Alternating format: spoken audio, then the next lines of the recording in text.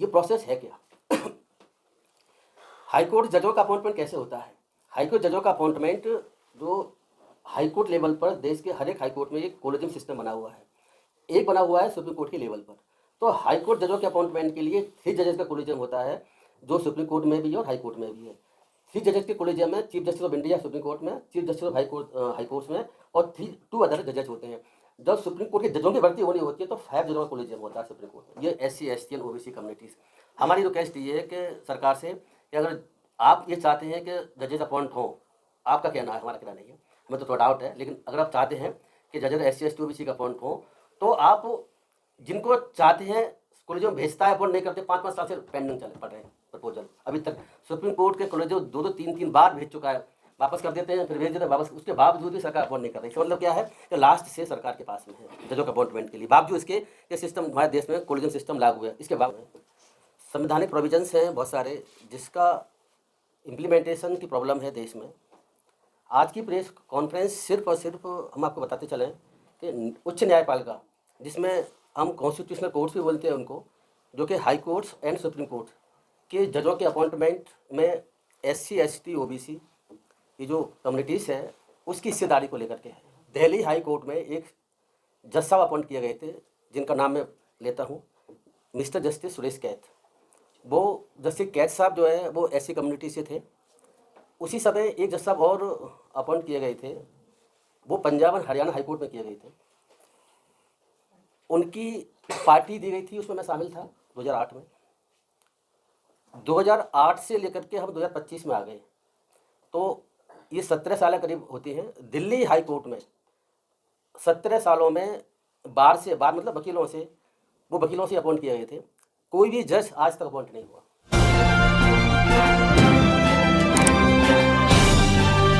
आप देख रहे हैं पब्लिक आवाज TV।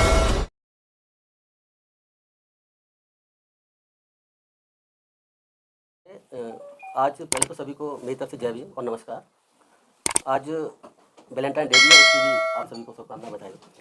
वैलेंटाइन डे का बड़ा इंपॉर्टेंस है मेरी लाइफ में, इसकी चर्चा कभी बाद में करेंगे, लेकिन आज फिलहाल हम जिस इस चीज़ को लेकर के प्रेस कॉन्फ्रेंस के जरिए आपसे मुखातिब हैं उसकी चर्चा करते हैं। दरअसल क्या हुआ कि संविधान बनने के बाद में और आज तक हम 75वीं सालगिरह मना रहे हैं देश में संविधान के बाद में।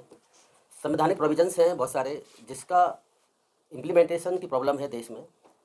आज की प्रेस कॉन्फ्रेंस सिर्फ और सिर्फ हम आपको बताते चलें कि उच्च न्यायपालिका, जिसमें हम कॉन्स्टिट्यूशनल कोर्ट्स भी बोलते हैं उनको, जो कि high courts and supreme court के जजों के अपॉइंटमेंट में SC, ST, OBC ये जो कम्युनिटीज़ है उसकी हिस्सेदारी को लेकर के है। इसमें हमने जब देखा तो ये पाया कि मैं, क्योंकि जुडिशल सर्विस से हूँ, मैं जज रहा हूँ 21 साल, मुझे इसकी जानकारी है बारीकी से।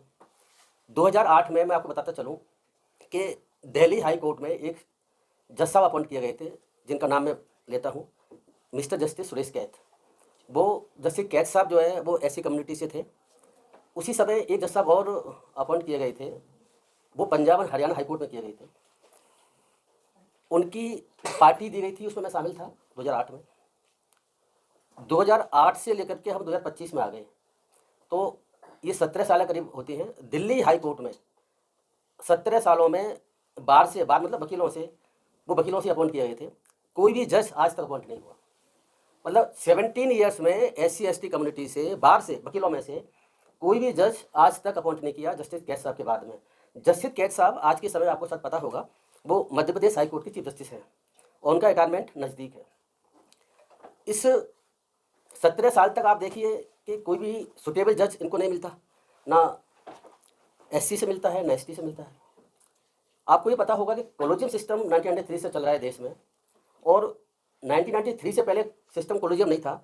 जो हमारे संविधान का आर्टिकल 124 जो सुप्रीम कोर्ट में जजों की व्यवस्था करता है, और संविधान का आर्टिकल 217 जो कि हाई कोर्ट जजों की व्यवस्था करता है, उनके अपॉइंटमेंट की बात करता है, तो उन आर्टिकल्स में पहले 93 से पहले ये था कि राष्ट्रपति अपॉइंट करेंगे chief justice of India other जजेस की सहमति से, उनके कंसेंट से। कंसल्ट का मतलब परामर्श करेंगे सिर्फ। अपॉइंटमेंट के समय उनकी परामर्श को मानने के लिए बाध्य नहीं थे राष्ट्रपति। राष्ट्रपति मतलब गवर्नमेंट ऑफ इंडिया, क्योंकि आपको पता होगा कि प्रेसिडेंट की जो पावर है वो गवर्नमेंट के थ्रू है, गवर्नमेंट एक्सरसाइज करती है, प्रेसिडेंट तो जो है नाम मात्र के एग्जीक्यूटिव पावर एक्सरसाइज करते हैं। तो उसके बाद में आज तक जो है जो सिस्टम चला आ रहा था, उस सिस्टम के तहत भी देखो 1993 से पहले 1950 तक और 1993 में कोलियन सिस्टम आने के बाद में 2025 तक दोनों ही सिस्टम जो चले देश में हमारे में SC ST के जजों का अपॉइंटमेंट ना उस सिस्टम में हुआ है, हाई कोर्ट लेवल की बात कर रहे हैं आपसे, और सुप्रीम कोर्ट लेवल में, नीचे की बात नहीं कर रहे, और ना कोलियन सिस्टम आने के बाद हुआ। सुप्रीम कोर्ट के जजों को अगर देखें आप पूरे देश में 1950 से लेकर के अब तक, कोलियन सिस्टम से पहले और आज भी टोटल 7 जजेज हैज बीन अपॉइंटेड। मतलब पूरे 1950 से लेकर आज तक SC ST के इनको जज ही नहीं मिलते, ना आज़ादी के बाद मिले, संविधान बनने के बाद मिले, ना कोलियन सिस्टम जो बदल गया जज अपॉइंटमेंट जजों का करते हैं ना उनको तब मिले। ये बड़ी चिंता का विषय है मेरे हिसाब से। जैसे मैंने हाईकोर्ट में बताया कि हाईकोर्ट में दिल्ली हाईकोर्ट में 17 सालों से एक भी जज SC ST से बाद से रिटायर हुए हैं, उस लेवल के बाद प्रमोशन से होते हैं, और दूसरे होते हैं वकीलों में से सीधा डायरेक्ट। तो जो बाद से अपॉइंटमेंट डायरेक्ट होता है उसकी इंपॉर्टेंस है, डिस्ट्रिक्ट जज से हाईकोर्ट जाते हैं उसकी कोई इंपॉर्टेंस इसीलिए नहीं है क्योंकि डिस्ट्रिक्ट जज लेवल के ऑफिसर जो होते हैं वो लास्ट में जाकर के हाईकोर्ट पहुंच पाते हैं, तो 2 4 5 साल में रिटायर हो जाते हैं। जो बाहर से आते हैं वो 40-45 साल के आसपास अपॉइंट होते हैं, वो फिर हाईकोर्ट के चीफ जस्टिस, सुप्रीम कोर्ट के जजेस और सुप्रीम चीफ जस्टिस भी बनते हैं। अगर ऐसे जजेस मेरे ख्याल से 1-2 ही होंगे इस देश में जो नीचे से जज डिस्ट्रिक्ट जज बने हो फिर supreme court chief justice India तक पहुंचे हो। तो बाहर से अपॉइंटमेंट जजों का वो इंपॉर्टेंट है, जजों से प्रमोशन से अपॉइंटमेंट बिल्कुल इंपॉर्टेंट नहीं है। हम बाहर से जजों के अपॉइंटमेंट की फिलहाल बात कर रहे हैं। आज हमने क्या किया है कि आज हमारी टीम ने हमने एक लेटर ड्राफ्ट किया इंडियन जज फोरम की तरफ से, और वो लेटर जो है हमने 3 जो संस्था है जो जिनकी रेस्पॉन्सिबिलिटी हाई कोर्ट और सुप्रीम कोर्ट जज बनाने की है संविधान के तहत, उनको हमने एक लेटर आज दिया है, और वो इनको खोल लीजिए आप। एक तो लेटर हमने दिया है अर्जुन राम मेघवाल साहब को जो कि minister of state ministry of justice में है, क्योंकि उनकी बड़ी से है इसमें, वो कैसे बाद में चर्चा करते हैं। दूसरा एक लेटर हमने दिया है chief justice of high court of Delhi को, जो रिसीविंग करा के लेकर आए आज ही, रिसीविंग भी इस पर है। तीसरा हमने लेटर दिया है, मेटेरियल तीनों लेटर्स में सेम है, वो chief justice of India supreme court के लिए। हमारी चिंता ये है कि मैं आपको कुछ डाटा बताता हूँ जो हमने इसमें मेंशन है, इसमें कुछ रिपोर्ट का मेंशन किया है हमने, कुछ डाटा इसमें मेंशन है। उस डाटा के बारे में मैं चाहूँगा कि आप लोग इसको देखें, समझें, आप भी विचार करें, आप भी सोचें कि आखिर देखो 3 हमारे डेमोक्रेसी में 3 विंग्स हैं, चौथी विंग्स आपकी है मीडिया की, executive, legislature and judiciary.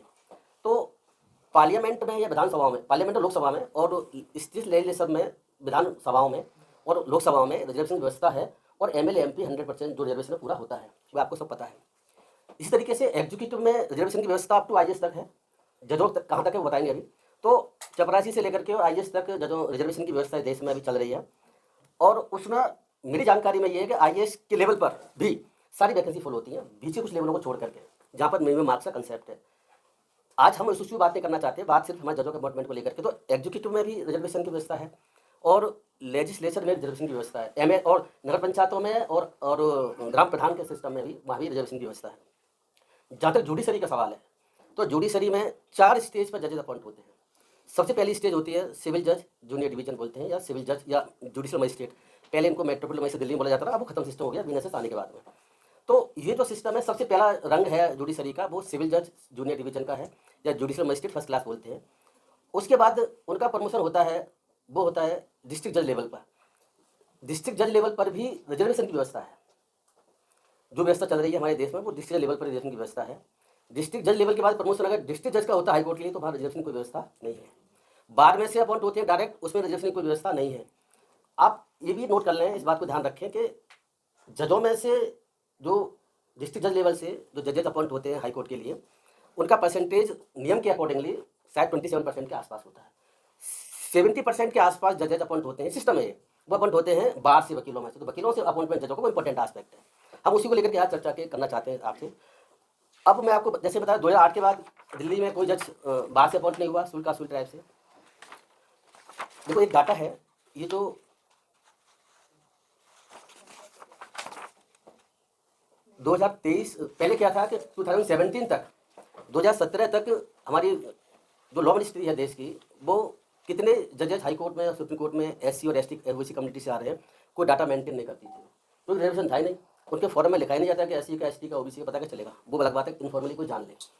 Official data कोई नहीं था। लेकिन 2018 में क्या हुआ कि गवर्नमेंट ऑफ इंडिया ने एक MOP मेमोरेंडम ऑफ प्रोसीजर बोलते हैं, कोलियन सिस्टम आने के बाद में एक मेमोरेंडम ऑफ प्रोसीजर की व्यवस्था शुरू हुई, जो व्यवस्था 2015 से चल रही है, और 18 में उसका MOP बनाया गया, जो भी फाइनल इलाज नहीं हुआ है, सुप्रीम कोर्ट में भी पेंडिंग है। सुप्रीम कोर्ट में और गवर्नमेंट ऑफ इंडिया में इसमें कुछ टसल चल रही है, जिसकी वजह से जो फाइनल नहीं हो पाया। लेकिन उसमें ही व्यवस्था है कि जो डाटा आप भेजेंगे वो डाटा में ये भी रहेगा कि SC ST OBC के जज कौन से हैं, क्या पोजीशन है, और माइनॉरिटी कम्युनिटीज के है कि नहीं, तो डाटा आता। तो उसके बाद 2018 से डाटा मिलना शुरू हुआ है। तो 2018 से डाटा देखिए आप 2023 तक का जो ये है 2/12/2023 का, जब ये आया था तभी भी मीडिया ने से पब्लिश किया था, हाईलाइट किया था। 2018 से 2023 तक 650 जजों की भर्ती हुई है हाईकोर्ट में, और वो जजेज वकीलों में से भी अपॉइंट हुए ज़्यादातर, और कुछ जजेज हुए डिस्ट्रिक्ट लेवल से प्रमोशन के थ्रू। 650 में से आप देखिए जनरल 492, पिछले 6 सालों में 18 से लेकर के 650 हाईकोर्ट जजों में से 492 यानी 75% जनरल कैटेगरी से अपॉइंट किए गए। SC के जजेज टोटल अपॉइंट हुए 23। वो पूरे देश के हाईकोर्ट की बात चल रही है, दिल्ली हाईकोर्ट की बात चल रही है, पूरे देश के हाईकोर्ट की बात चल रही है। सिर्फ 23 जज अपॉइंट हुए हैं 6 साल में। 650 में से SC के, ST के सिर्फ 10 अपॉइंट हुए हैं, और OBC के 76, माइनॉरिटीज़ में 36 अपॉइंट हुए हैं। 13 जजों के बारे में कोई डाटा नहीं है कि SC ST OBC माइनॉरिटी के है कि नहीं है। तो इस तरीके से आप देखिए कि 18 से लेकर के 23 तक का डाटा बताता है 6 सालों का। 3% केवल SC के जज अपॉइंट हुए हैं, 1.5% सिर्फ ST के, और 12% OBC जज अपॉइंट किए गए हैं।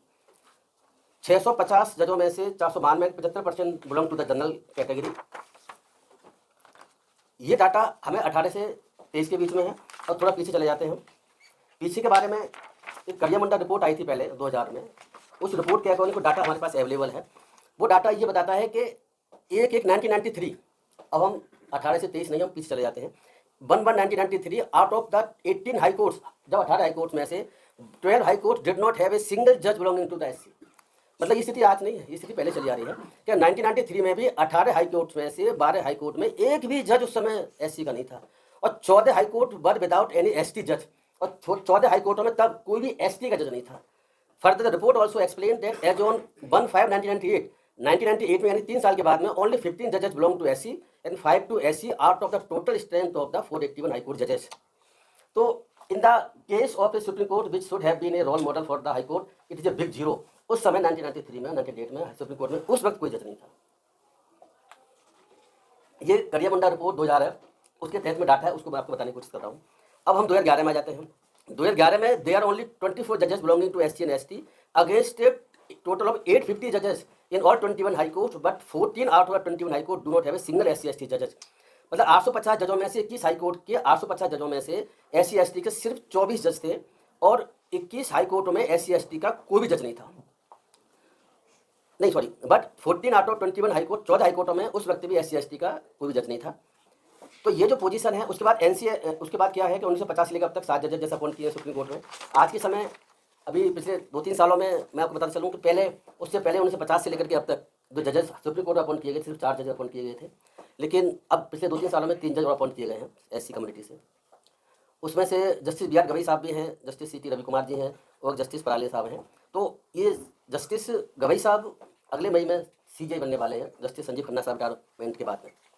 तो second chief justice of India होंगे SC कम्युनिटी से देश में, जस्टिस KG बालाकृष्णन साहब के बाद में। हमारी कोशिश ये है कि ये इशू हाईलाइट हो, इस इशू को भी लोग समझें, देश जाने। जहाँ तक सरकार का सवाल है, मैं बताऊँ आपको कि सरकार, जो भारत सरकार अब की है या पहले की है, कोई भी भारत सरकार को ज़्यादा इंटरेस्ट नहीं था कि SC ST के जजेस हम हाईकोर्ट सुप्रीम लेवल पर अपॉइंट करें। देखो आप ये समझ लीजिए कि नीचे के लेवल जजों का कोई खास मतलब नहीं है, मतलब है लोअर कोर्ट डिस्ट्रिक्ट लेवल की एक अलग बात है, लेकिन high court supreme court constitutional courts हैं, उनको बहुत बाइट पावर्स हैं। आप ये देखिए कि सुप्रीम कोर्ट के 2 जजेस बैठ करके, हाई कोर्ट के 1 जज भी बैठ करके पार्लियामेंट के बनाए हुए कानून रद्द कर सकता है। ये पावर नीचे की कोर्टों का नहीं है, किसी IAS अफसर को नहीं है, तो किसी भी MP MLA को भी नहीं है। आप ये समझिए कि कितनी बाइट पावर संविधान हमारा जो है हाई कोर्ट और सुप्रीम कोर्ट जजों को देता है, लेकिन वहाँ हमारा जो है जो रिप्रेजेंटेशन है वो एफसीमल है, मिनिमम है, बहुत कम है, नाम मात्र के लिए है ही नहीं है। आज के समय 2-3 जजेस सुप्रीम कोर्ट में हमारे हैं, लेकिन कुछ समय के बाद में खत्म हो जाएंगे, फिर बाद में क्या होगा वक्त बताएगा। तो ये जो अब एक मैं आपकी बात बता, कुछ कोर्ट्स हैं, मैं इसमें जिक्र किया इस लेटर में ही। सुप्रीम कोर्ट ने खुद एडवोकेट्स ऑन रिकॉर्ड एसोसिएशन का जजमेंट था, जस्टिस पांड्यान थे, उन्होंने क्या कहा था, भाई कोर्टिंग डॉक्टर BR अम्बेडकर साहब को कोर्ट किया, उन्होंने कहा कि that entry into superior judicial office is not the exclusive purgative of the privilege class.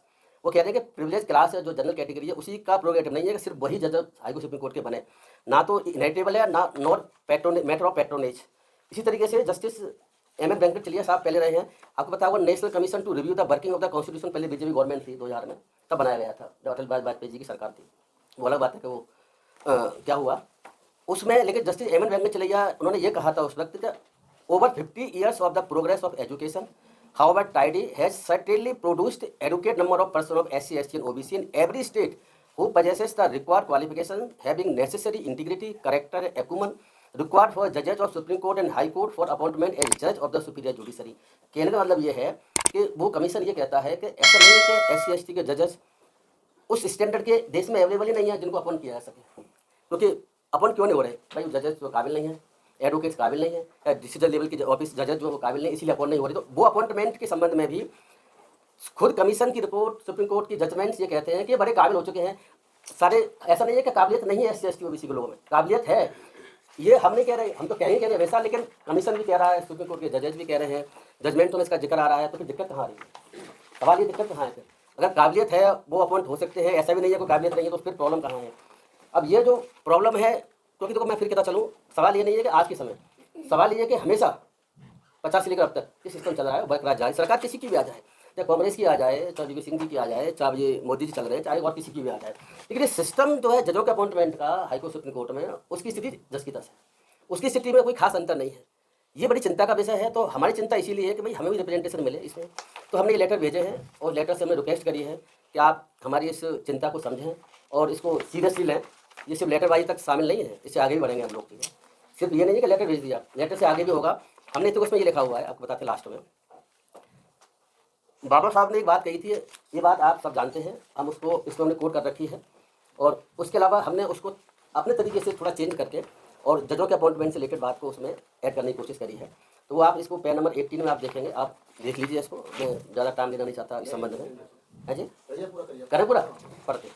देखो ऐसा है, ये तो आपको सबको पता है कि 25 नवंबर 1949 को कॉन्स्टिट्यूशन असेंबली में डिबेट, कॉन्स्टिट्यूशन असेंबली की डिबेट में तो बाबा साहब का एड्रेस था, उसमें उन्होंने एक बात कही थी। मैं रिपीट करता हूँ, अगर आपके पास ज़्यादा समय है तो कोई बात नहीं। देखिए ऐसा है, ये तो कोर्ट ऐसा है कि आपने 50 बार सुना होगा, रिपीट करता। उसके बाद मैंने क्या अपने तरीके से बनाया है इस जुडिशरी के संबंध में, वो बाद में पढ़ता हूँ। ये बाबा साहब ने कहा था, on the 26th of January 1950 we are going to enter into a life of contradictions. In politics we will have equality, and in social and economic life we will have inequality. In politics we will be recognizing the principle of one man one vote and one vote one value. In our social and economic life we shall, by reason of our social and economic structure, continue to deny the principle of one man one value. How long shall we continue to live this life of contradictions? How long shall we continue to deny equality in our social and economic life? If we continue to deny it for long, we will do so only by putting our political democracy in peril. We must remove this contradiction at earliest possible moment, or else those who suffer from inequality will blow up the structure of political democracy which this assembly has so laboriously built up. आपने कई बार सुना होगा, पढ़ा होगा। हमने इसी को अपने तरीके से आज के समय के हिसाब से जजों का अपॉइंटमेंट हमने वो चेंज किया है। हमने इसमें लिखा हुआ है कि on the 26th of January 2025 we have entered into 75th year of our republic. In politics, अब वो वहाँ से हमने वो चीज़ें ली हैं। In politics we have equality, but in constitutional courts we have inequality insofar as appointment of judges from the scheduled caste and the scheduled tribes are concerned. In legislature we have reservation and same are being fulfilled. Similarly in executive there is a reservation up to highest level also, but in judiciary position is different and reservation is up to only district judiciary, and there is no reservation in appointment of judges of the Supreme Court and of the High Court. How long shall we continue to live with this system? How long shall we continue to deny equality and diversity in our higher judiciary? If we continue to deny it for a long, along with the social and economic life, we will do so not only by putting our political democracy in peril, but also by decreasing belief in judiciary. We must remove this situation at the earliest possible moment, or else those who suffer from inequality will lose belief in the judicial system completely, which the people of India has so laboriously built up. हमारी कहने की कोशिश ये है कि जो system हमने लंबे समय से बनाया है, जुडिशल सिस्टम, अगर ये सिस्टम चलता रहा इसी तरीके से, अगर जज रिप्रेजेंटेशन हम लोगों को 10 साल के बाद भी नहीं होगा तो फिर कब होगा? इसी एक बात और ये भी शुद्ध हो जाती है कि रिजर्वेशन वास्तव में आवश्यक है। अगर रिजर्वेशन होता तो इसमें ऐसा नहीं हो सकता था कि 14 हाईकोर्टों में कोई जज ही ना हो, ना अब ना पहले ना उससे पहले। ऐसा संभव नहीं था कि 2008 से लेकर के आज तक 17 साल तक हाईकोर्ट जज दिल्ली को अपॉइंट ही ना हो, संभव नहीं था। और मैं आप इसीलिए कह रहा हूँ कि रिजर्वेशन बिल्कुल मैंडेटरी है देश में। कुछ लोग रिजर्वेशन के खिलाफ भाव बनाते हैं कि उस पर चर्चा बाद में होगी, रिजर्वेशन मैंडेटरी है नहीं, लेकिन सवाल ये है कि जुडिशियल सिस्टम में रिजर्वेशन ना होने, और रिजर्वेशन होने के लिए मैं आपको बता दूँ, पार्लियामेंट्री कमेटी की रिपोर्ट है और कुछ रिपोर्टों ने कहा है कि जुडिशरी में रिजर्वेशन आवश्यक है। ऐसा नहीं है कि ऐसे जुडिशरी मतलब हाई कोर्ट और सुप्रीम कोर्ट की बात कर रहे हैं।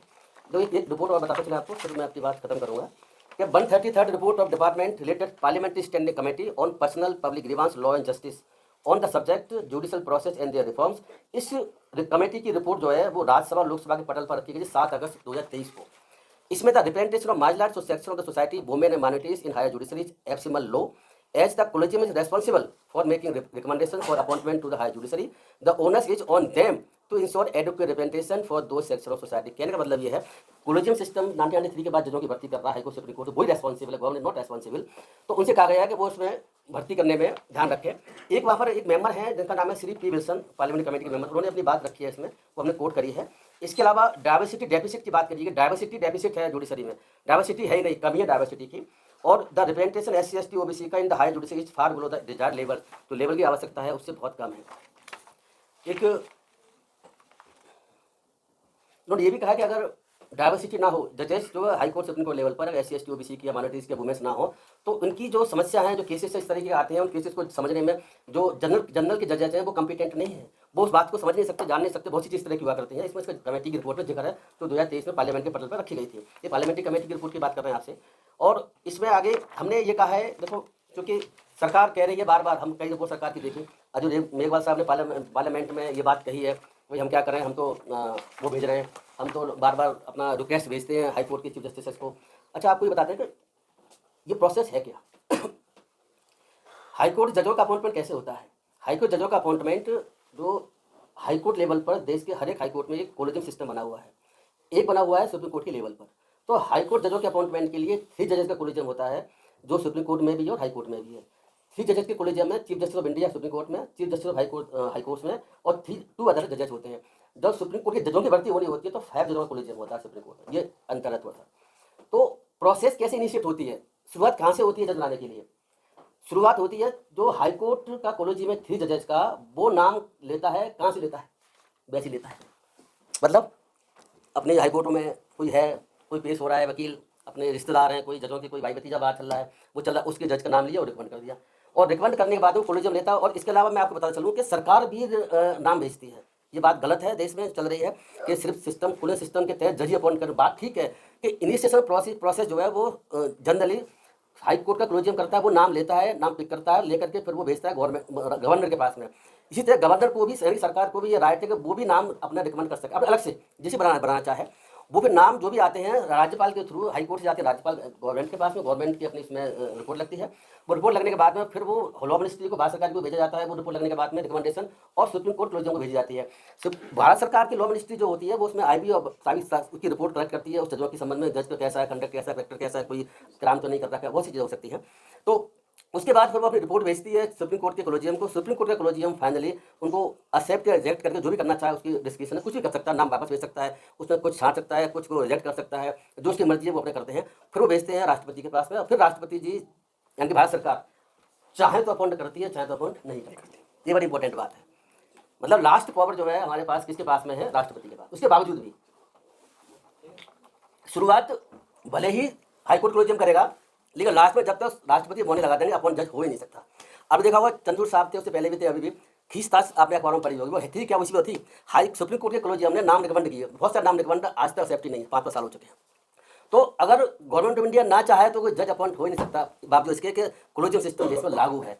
पहले आप बात समझ लीजिए। तो इसीलिए हमने क्या रिक्वेस्ट करी है, हमने मेघवाल साहब से ये कहा है कि सेंट्रल गवर्नमेंट क्लेम्स, मैं पढ़ता हूँ क्या लिखा हमने, The central government claims that it is committed to social diversity in the appointment of judges in the Supreme Court and the High Court, and so the Minister of Law and Justice has been requesting the Chief Justice of High Court that while sending proposal for appointment of judges, due consideration be given to suitable candidates belonging to SC, ST and other backward classes, minorities and women, to ensure social diversity in appointment of judges in the High Court। ये सरकार का stand है। आप देखेंगे ये भारत सरकार के बहुत कई बार इसी तरह की सेम लैंग्वेज के लेटर जाते हैं चीफ जस्टिस के पास में कि भाई आप जो है, सरकार ये चाहती है कि SC, ST, OBC और माइनॉरिटीज और वुमेन्स के नाम भी भेजिए, बट हमने अपना conclusion, but experience show that only request of honourable minister is not sufficient.